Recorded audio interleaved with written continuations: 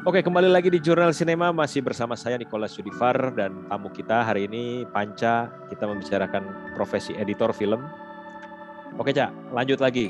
Untuk tadi lo bicara soal itu gerbang masuk ke industri sebagai editor ya. Awalnya sebagai asisten, terus akhirnya kerjain FTV dan akhirnya dengan sutradara yang sama lo diajak ke film. Nah, waktu itu emang di era transisi ya. Secara teknologi ya, celluloid dan digital. Nah, waktu itu film pertama itu pakai medium apa? Film gua yang gua asistenin itu realita itu pakai film. Realita masih pakai film. Pakai film, tapi semua dia kayak film negative cutting. Tapi dia negative cutting, dia DI. Jadi film to digital, digital to film. Film lagi. Ya. Digital intermediate nggak bahasa mereka? Ya, digital intermediate. Ya, digital to film, terus film to digital, digital to film dibalikin lagi. Kalau yang dulu di Alova pertama? Yellow itu HD, pakai Sony di HD cam yang paling baru tuh dulu tuh, yang high definition yang ribet banget lah tuh. Terus Cine Alta itu ya, Sony Cine Alta itu ya? Ya, kayaknya Sony dia pakainya waktu itu. Terus di Kine Transfer ke film berarti? Di akhirnya ya? Yeah. Oh ya, Kine Transfer namanya ya, yang langsung tembak ya? Yeah. Kalau kan yang agak rumitnya. Iya, oke. Nah, waktu Coklat Strawberry? Coklat Strawberry itu malah digital beta. Oh, digital beta. Terus berarti tidak habis itu tembak langsung ke tembak langsung. Tembak langsung digital beta langsung ditransfer langsung ke film tuh. Langsung ditembak langsung ke film. Iya. Kine transfer kayaknya. Kine transfer ya. Kayaknya ya. Hasil akhirnya. Nah, terus gimana? Lu kan berarti udah mengalami banyak hal nih. Artinya bukan mendadak tiba-tiba jadi editor film ya. Format panjang, kita bicara format. Lu ngedit format panjang FTV. Terus sebagai asisten editor pasti lu udah terbiasa gitu. Nah, untuk film pertama gimana? Ada tantangan tertentu nggak? Atau wah karena film pertama nih bikin lu jadi grogi atau gimana? Atau enggak sih, karena waktu film pertama kan gue udah lewatin FTV tuh. Ya. FTV kan durasinya juga lumayan tuh 70 menit. Ya kan, dan waktu itu Coklat Strawberry juga consider bukan a big budget film kan. Itu medium to small lah istilahnya buat gue gitu. Kalau bahasanya orang zaman dulu FTV Plus ya. FTV Plus. Kayak gitulah. Karena kan pakai digital beta. Ya. Gitu.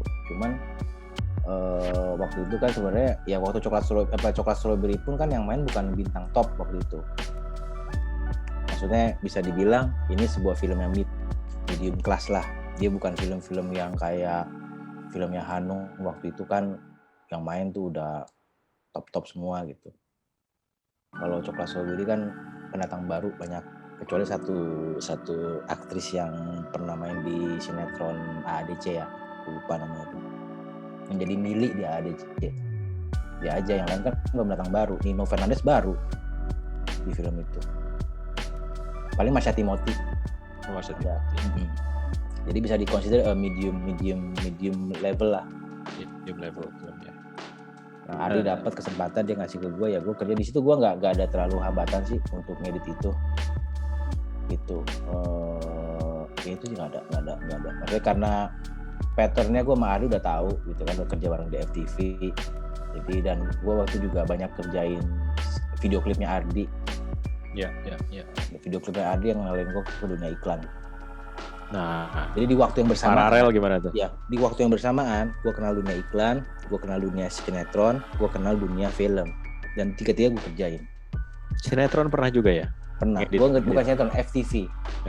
FTV e-cinema oke lah, itu FTV Plus ya. Tapi gue pernah kerjain FTV buat TPI yang azab-azab belatung gitu, Jack. Oh iya? Pernah. Oh, itu gimana ceritanya? Ya gue lagi kerja buat e-cinema, terus kelar e-cinema nggak ada kerjaan, ditawarin mau nggak lo, tapi budgetnya cuma 1.500.000 per judul ya. Gue ngobrol sama asistennya in-house kan, lu mau nggak gope loadingin gue? Ya udah pak, tapi lu ini ya good take aja, lu pilihin gue ya. Terus gue kerjain tuh azab gitu tuh 2 judul. Sebentar sih 4 jam aja. Karena durasi pendek ya gini. Enggak sih, nggak pendek, karena horor TPI ya gue bilangnya. Oh jadi selain e-cinema gue pernah kerjain horor TPI dan akhirnya gue ngerjain azab. Nah itu ujung-ujung main scoring. Oke. Karena secara shot kan nggak terlalu rumit ya, maksudnya mereka juga day shootnya dikit, 4 hari apa harus bikin 70 minutes gitu. Panjang ya. Kalau iya 4 kalau hari. si Yang Azab tuh setahu gue mereka cuma 2 hari, harus supply 40 menit. Ya shotnya nggak terlalu rumit gitu. Ya tinggal gimana ya waktu kuliah belajar bahwa musik dalam film itu sangat tabu buat editor. Oke. Untuk dipakai waktu gua kuliah ya. Waktu gua baca satu buku di kampus. Kalau dosen sih ngajarnya pakai musik, tapi gua waktu itu belajar di satu buku gua dapat bahwa itu nggak boleh. Itu kan kayak 2 kubu lah. Iya. Nah, 2 kubu doktrin editing gitu. Nah, waktu gua kerja mau nggak mau presentasi itu mesti ada musiknya. Guide, walaupun guide sifatnya. Iya, jadi kalau gua kayak sinema atau film, gua masih idealis. Waktu ngedit gua nggak pakai musik. Waktu presentasi aja gua tempelin, habis itu gua cabut lagi. Jadi musik bukan guide gua kerja. Nah, tapi kalau ya FTV Yang Azab, karena pengen cepet-cepet kelar aja, gua tempel aja musik horor, gua pas-pasin di situ. Nah itu yang ngajak sutradaranya atau dari PH-nya. mana? Dari mana? Oh PH-nya PH yang sama kebetulan lagi ngerjain ngerjain lu mau multiple gacha project. gitu. Oh Iya. gitu. Ya udah ayo. Gitu. Kita kecil nggak apa-apa, Iya. Gue kan udah kelar kuliah waktu itu. Iya. Itu gue inget gue sempet nyamperin lu deh kayaknya. Nanya terjemahan bahasa Mandarin atau apa gitu. Virgo Putra Film. Ya Virgo, iya. Nanyain terjemahan bahasa Mandarin apa gitu. Terus itu kan ngomongin soal awal ya film. Nah setelah film pertama, lepas film apa? Setelah selesai film pertama. Setelah film pertama gue langsung ke Vienna. Oke. Gue dapet program Apa itu? Artist in Residence. Jadi program, berarti dulu kan ya Inggris gue lumayan kan.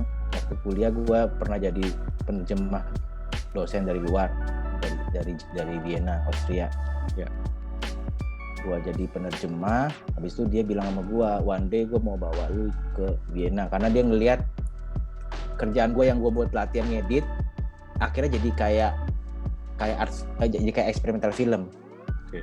Karena gue ngambil shot sendiri, gue combine sendiri, gue bikin, ya gue ngatur sendiri lah editingnya, nggak ada aktornya. Ya. Buat dia itu very eksperimental.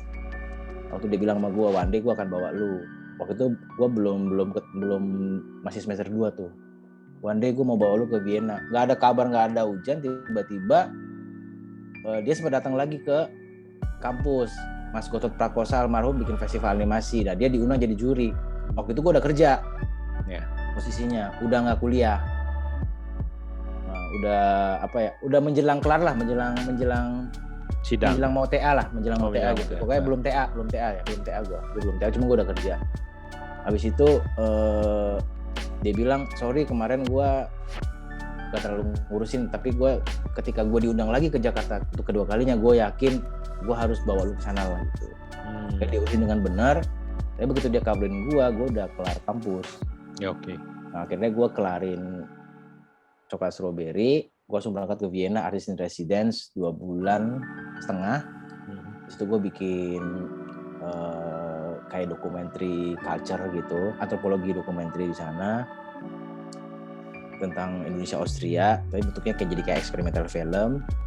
Sama gue bikin workshop di sana sama mahasiswa seninya, dan gue ngajar ekskul film buat 4 SMA di sana. Sama 2 bulan setengah. Dalam 2 bulan setengah itu. Itu gue balik kan ke Jakarta. Nah, gosip yang beredar gue pindah ke negara lain for good gitu. Siapa yang suka gosipin lu ya? Ya kan? Dari kuliah udah banyak gosip kayaknya. Habis itu gue pas balik, gue kontak-kontak lagi kan kerjaan kan, karena gue Ya. akhirnya nggak kerja lagi. Waktu itu tuh waktu gue kerjain filmnya si Mas Ardi, gue itu sudah in-house jadi editor iklan. Oke, in-house jadi editor iklan. Di Render Post. Jadi dulu kalau ikutin cerita gue agak lompat karena gue banyak paralel. Oke. Di saat gue kerjain sinetron, gue sambil ngerjain iklan. Di saat sinetron gue kelar, gue in-house di iklan. Waktu gue in-house di iklan, Mas Ardi filmnya jebol, film itu dibawa ke studio iklan itu. Oh, jadi ngeditnya di studio iklan itu? Oh, gimana lu membagi waktu lu dengan multiple project yang beda-beda jenis ya, maksud gua. Kalau tadi bicara itu satu atap tuh, satu PH, ngerjain sinetronnya juga. Tapi ini kan beda lagi nih. Iya, waktu gua kerja di studio iklan Render Post itu, yang Render Post ya dulu namanya, Render Post itu, gua pernah dalam satu waktu ada miskomunikasi 3 ruang editing di jam yang sama, gue lagi kerja semua. Gue presentasi yang satu kelar, mereka butuh diskusi, kita diskusi dulu ya hasil editingnya gimana, gue pindah ruangan, kerjain lagi di satu ruangan lagi, satu ruangan yang ketiga itu film itu lagi standby. Jadi gue tiga ruangan gue pernah kayak gitu. Karena gue seneng edit. Yeah.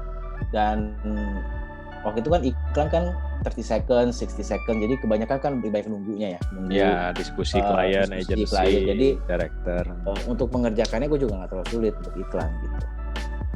Okay. Bahkan waktu gue lagi ngeditin video klip, gue lagi ngedit FTV, gue sempat juga kerjain iklan di saat yang bersamaan.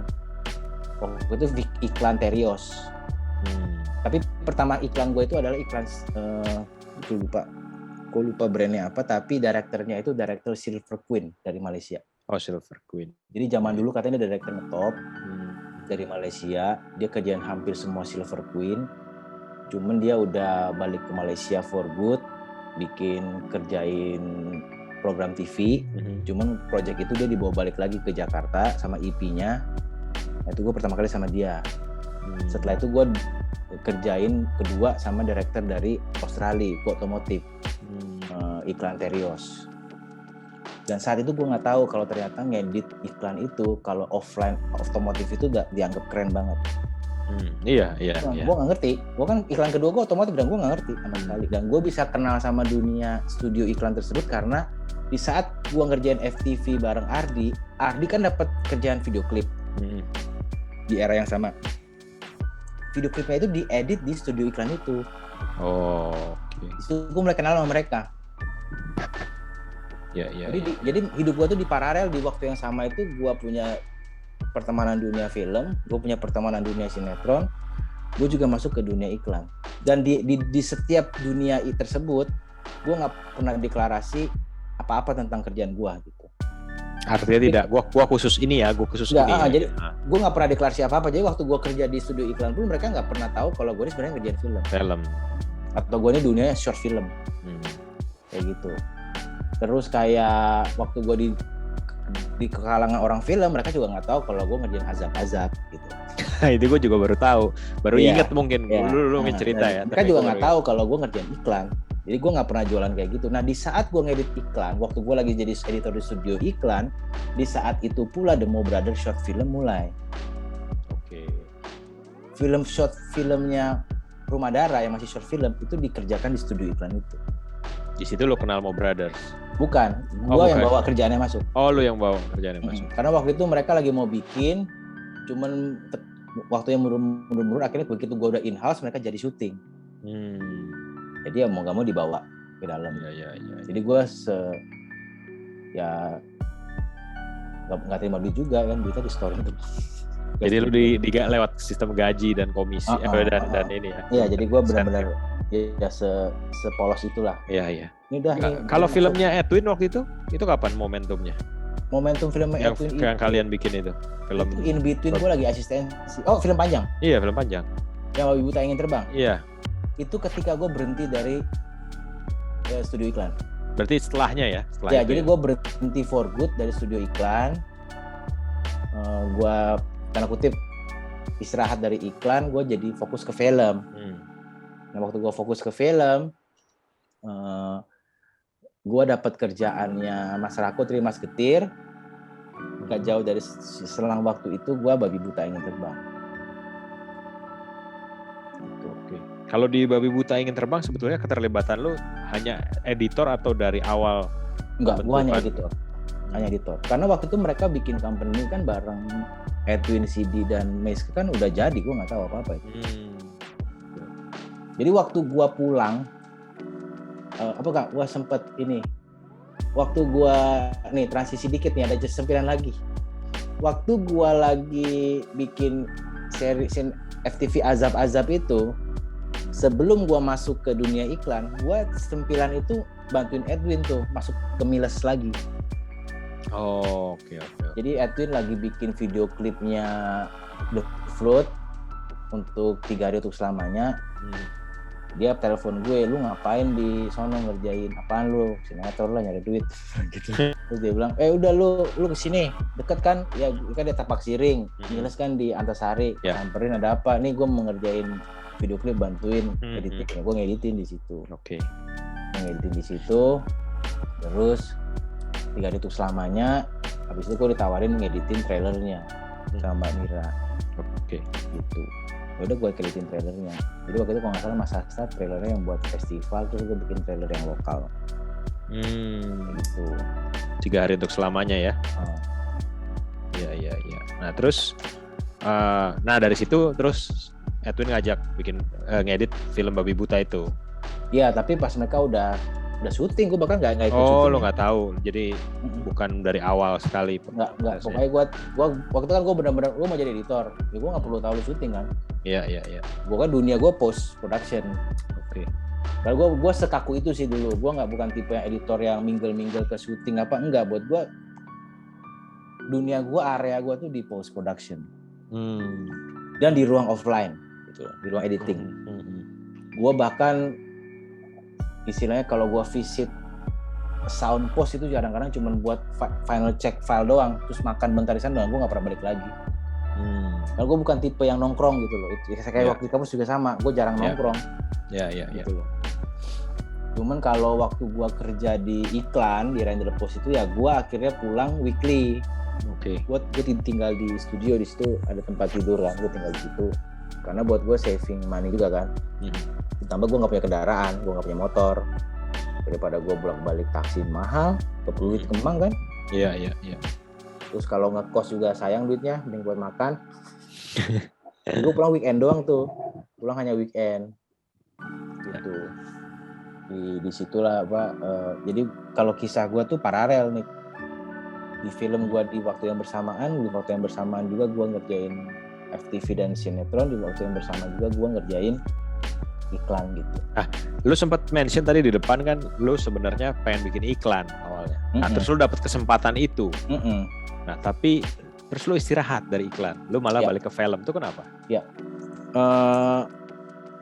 karena ternyata waktu gue kerjaan iklan itu kerjaannya gue seneng banget jujur. Yang gue waktu itu agak jenuh adalah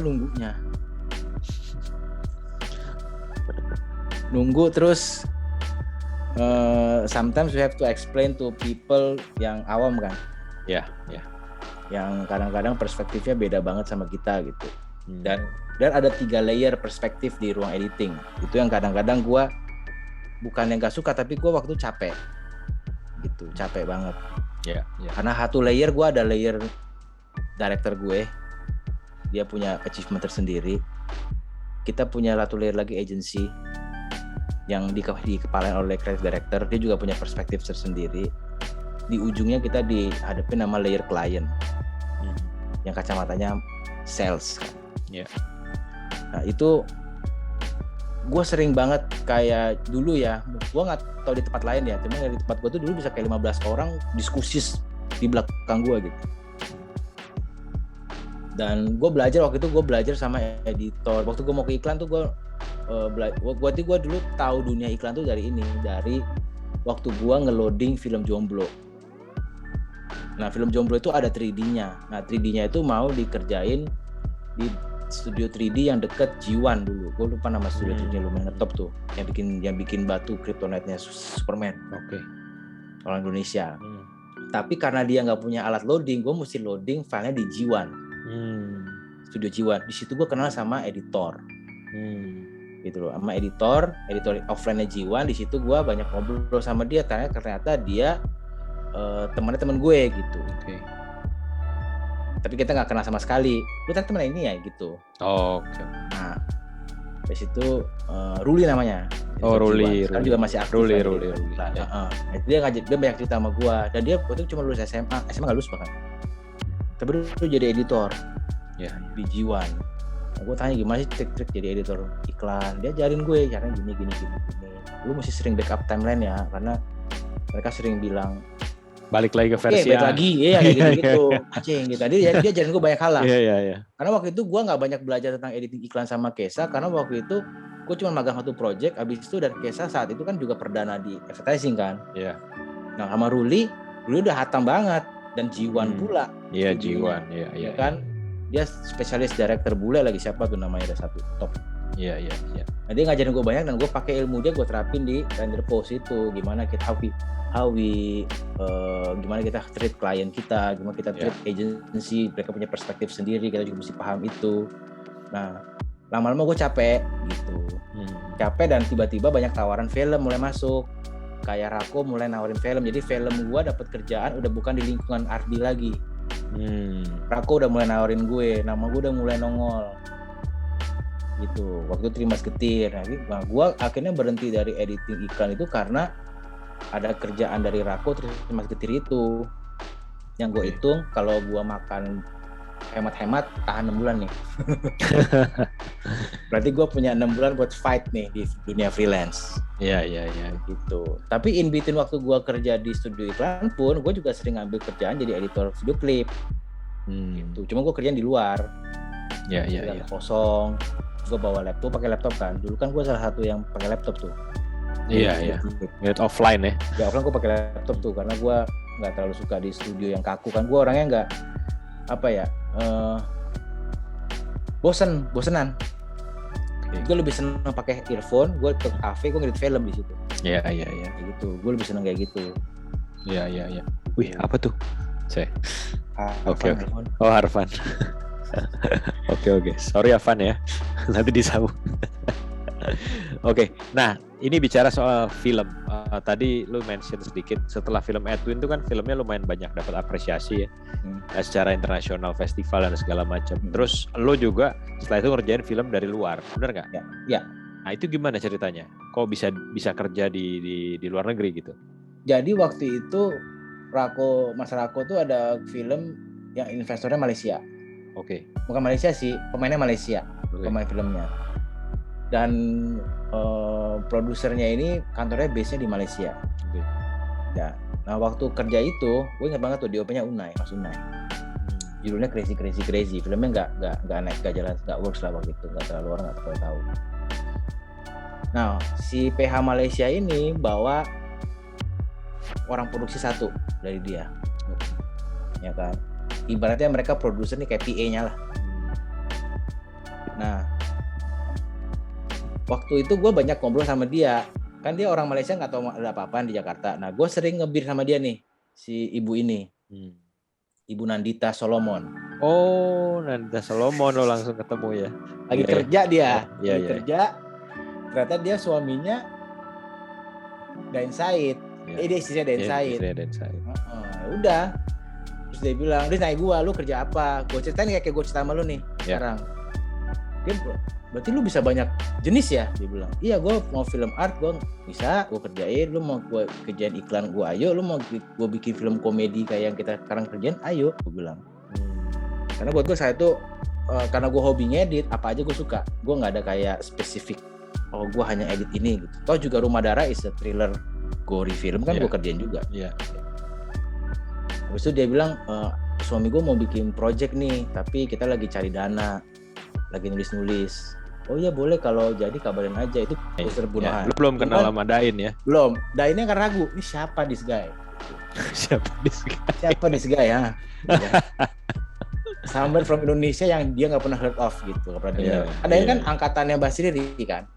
Oh lebih tua bukan? Ya maksudnya di dunia iklan. Oh di dunia iklan. Mbak Mira, Mas Dain tuh di dunia iklan atau ternyata dia cerita sama gue nggak tahu sama sekali, gue nggak pernah cross check, cuma dia cerita gue tuh di eranya Mbak Mira di iklan gitu, sebelum Mbak Mira film. Oke, habis itu Nandita, jadi ada 2 option saat itu, editor yang Malaysia sama editor gue opsinya. Nandita tuh pengen banget gue, karena Nandita bawalah Dain ke Jakarta buat ketemu sama gue. Gua kan mau menyambut dia kan, gue nanya dia sukanya apa, dia suka whisky, jadi gue beli whisky tuh di kantor. Waktu gue udah bikin PH. Oh, udah bikin PH. PH kecil lah, gue bikin PH kecil, terus dia nawarin, gue ambil lah kerjaan itu. Nah ketika dia datang di kantor kecil gue itu, gue minum whisky bareng, kita cair. Oke. Cair, ngobrol, cocok, dia seneng, udah akhirnya gue pas mereka lagi syuting, gue langsung berangkat ke Kelantan. Di saat itu gue sudah bikin PH. Ini paralel kan? Iya makanya. Gue mau paralelnya. Gue hajar aja, gue apapun kesempatan gue sikat gitu. Nah gue bilang sama mereka, gue bilang tapi gue lagi bikin PH. Nah, PH bisa gue tinggal sih, gue bilang gitu. Terus karena lu kenal bukan dari proses audisi atau apa ya, lebih ke ngobrol terus. Terus pernah nanya sama dia nggak? Apa dia udah notice film yang lu edit kayak film Babi Buta atau apa nggak sebenarnya? Dia udah tahu gue di Babi Buta, Edwin. Dia tahu itu Ghost Festival saat itu. Terus Rumah Dara, dia udah tahu juga. Jadi dia tahu lah showreel gue gitu. Tapi dia kan masih mikir kalau gue nggak kenal, gue nggak takut nggak nyaman. Iya. Ketemu ternyata kita nyambung. We both Scorpio kan. Iya. Zodiaknya. Dia Oktober, sama-sama Oktober. Kalau nggak salah dia 28 atau 29, gue lupa. Oke. Dan kita sama-sama suka minum. Itu yang bikin cair. Itu. Cair dah, whisky bareng, rokok bareng, cair. Dia Marlboro merah, gue Marlboro putih waktu itu.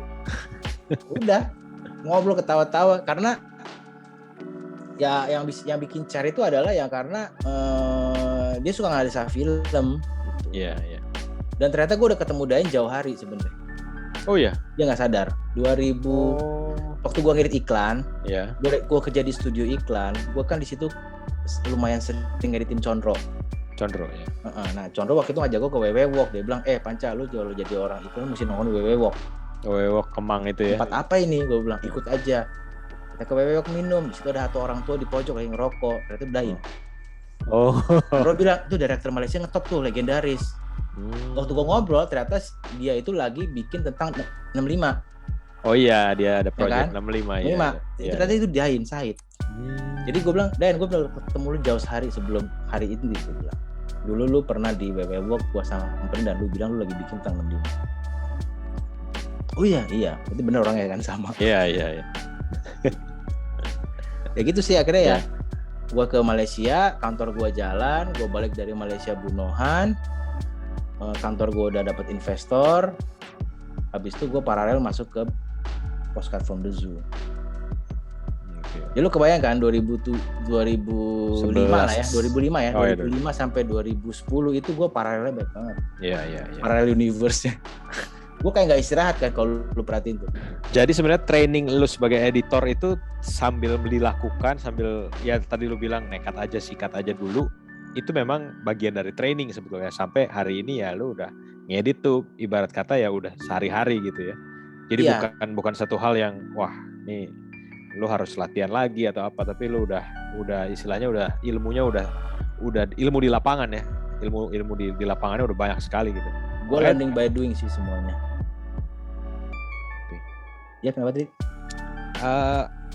Iya. Terus pertanyaan gue selanjutnya tadi kan ngedit di luar negeri itu gimana? Ada bedanya nggak?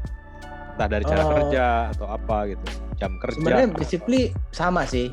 Kan mereka pakai FCP kan, mereka nanya gue pakai apa, gue bilang pakai FCP.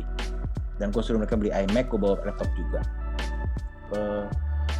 Pakai Redcam dia kalau nggak salah, gue ingat Redcam. Pakai Redcam. DI juga. Di situ nggak ada perbedaan, dan Dayan suka masakannya enak banget. Jadi gue tinggal di mereka tuh ada satu rumah sama ada 2 unit. Jadi dia kayak mini apartemen ya, kayak low rise ya, cuma 3 lantai gitu. Nah dia yang lantai dasar, yang pintu masuk lantai dasar tuh kanan tempat tinggal dia, kiri itu office. Nah office itu ada kamar lagi 2 di dalam. Itu bentuknya rumah. Nah gue dikasih kamar 1 di situ. Jadi gue daily life gue enak lah di sana. Gue makan enak, dia juga suka makan, kita malam ke bar kayak gitu minum di rumah kayak gitu. Gua ngedit di sana, cuman mereka yang bikin mereka kaget adalah mereka nggak tahu bahasanya, kan gua ngerti bahasa itu filmnya. Ada Thailand gitu kan, itu bahasa Kelantan men, not even Malaysian. Iya Orang Malaysia aja kadang-kadang belum ngerti, orang KL kadang nggak ngerti bahasa itu. Itu kayak bahasa Kelantan, Melayu, kayak ada Padangnya. Dan gue waktu ngedit, karena gue ngedit tuh nggak pernah baca skrip ya. Jadi waktu gue liat bahasa visualnya aja. Nah itu yang bikin gue bisa dapat kacamata penonton, surprisingly dengan adegan-adegan tersebut. Jadi excitement gue ketika ngedit adalah, wih, ini kayak gini ceritanya ya, gitu. Itu yang bikin gue seneng. Nah, kepake di film Bunohan, itu bahasanya udah nggak ngerti gue. Dialog bahasa itu lu nggak ada translation. Gue nggak ngerti bahasa, jadi ketika cutting dialog emang ada beberapa yang salah ketika masuk subtitle. Tapi structure wise, they are very happy. Mereka tuh kayak sempat beberapa hari tuh kan mereka ngeliatin gue di Panca nggak kerja, minum nonton doang, main game. Karena gue tuh kadang-kadang dulu tuh masih suka nunggu Magic Moment ya. Iya. Dulu, sekarang udah nggak pakai Magic Moment. Dulu masih pakai Magic Moment. Ya. Apalagi Bunohan tuh filmnya agak semi art house. Semi art house gitu kan. Dia bukan yang pure film berformula gitu. Dia treatmentnya agak semi art house. Nah, gue banyak nunggu Magic Moment gitu-gitu kan, sambil ngeliatin Rases, malam-malam mereka tidur, gue nonton Rases, terus gue tidur lagi. 2 minggu, semingguan dia kayak bete, kayak Panca nih kerja apa enggak sih kayak gitu. Berapa bulan? Hari dia nanya, berapa bulan? Apa?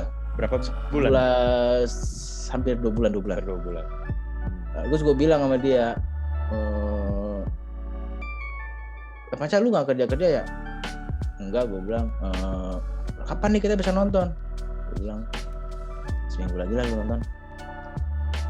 Habis itu I finish the film in 4 days. Draft 1. Oke. 4 days gue kelarin, pas mereka tonton draft 1 mereka shock banget. Karena buat mereka biasanya orang kerja ngedit tiap hari, ngedit, besok nyicil. Gue nunggu Magic Moment kan. Begitu gue dapat Magic Moment, gue bisa kelarin lebih cepat gitu. Apa Magic Moment itu? Yang membuat lo bisa, klik, ini dia, gitu. Apa yang membedakan dengan orang yang rutin 9 to 5, terus besok lagi dilihat lagi. Kalau lo bisa 4 hari kelar, jadi artinya lo dari nol ya, dari nol. Belum ada structure ya? Belum ada, cuman udah disusun inilah, assembly udah ada. Ya, assembly udah ada. Karena kan gue nyicil kan, ketika mereka syuting kan gue udah on the spot. Oke. Gue bukan nyicil ngedit, gue nyicil assembly. Kayak scene ini udah ada tempatnya. Timeline udah jadi, tinggal gue sikat lagi tuh, gue edit lagi. Tapi assembly gue tuh belum diedit. Cut sama action masih nongol suaranya. Oke. Gue hanya nggak mau cari file di bin. Gue mau cari filenya di timeline. Itu gue belajar dari Mas Wawan. Oke. Cari file tuh di timeline. Sampai timeline nggak dapat baru kita ke bin. Jadi cepat gitu kerjanya. Karena Mas Wawan juga editornya cepet kan. Iya. So kalau ngedit film juga cuma 2 minggu udah selesai gitu. Aku belajar dari dia tuh cara-cara bisa ngedit cepet. Nah, gue waktu di Bunohan kayak gitu. Nah, ketika Magic Moment tuh gue biasanya Magic Moment ini jeleknya gue ya mood. Gue tuh punya kejelekan masalah mood. Gue kalau nggak mood susah. Makanya I drink, makan, nyari moodnya di saat itu. Iya. Tapi ke belakang gue udah nggak pakai. Oke. Awal-awal kayak gitu, awal-awal tuh dari Babi Buta, Bunohan, banyak kerjaan tuh gue pakai mood banget. Makanya gue bilang tadi kenapa gue pakai laptop waktu ngedit. Bisa di mana aja kerjanya. Gue bisa develop mood gue di mana aja. Gue lagi pengen. Dulu tuh paling sering gue di Bakwan Tika. Di mana tuh? Bakwannya Tika penyanyi ada di Bayal Benda. Halaman kedai halaman dulu. Sekarang kedai halaman kan. Dulu tuh apa gitu namanya Bakwan pokoknya. Iya. Gue seneng di situ karena nuansa ruangannya tuh enak. Terus bisa ngerokok di situ. Terus nggak terlalu rame. Iya. Jadi gue dulu sering banget di situ. Itu udah kayak office gue sama Tornado Coffee. Oh, Tornado Coffee. Gue sering di sana. Nah, gue tuh sukanya tuh kalau ngedit terus gue break bentar makan ngobrol, terus gue ulang lagi gitu. Iya. Karena gue belum bisa handling mood saat itu.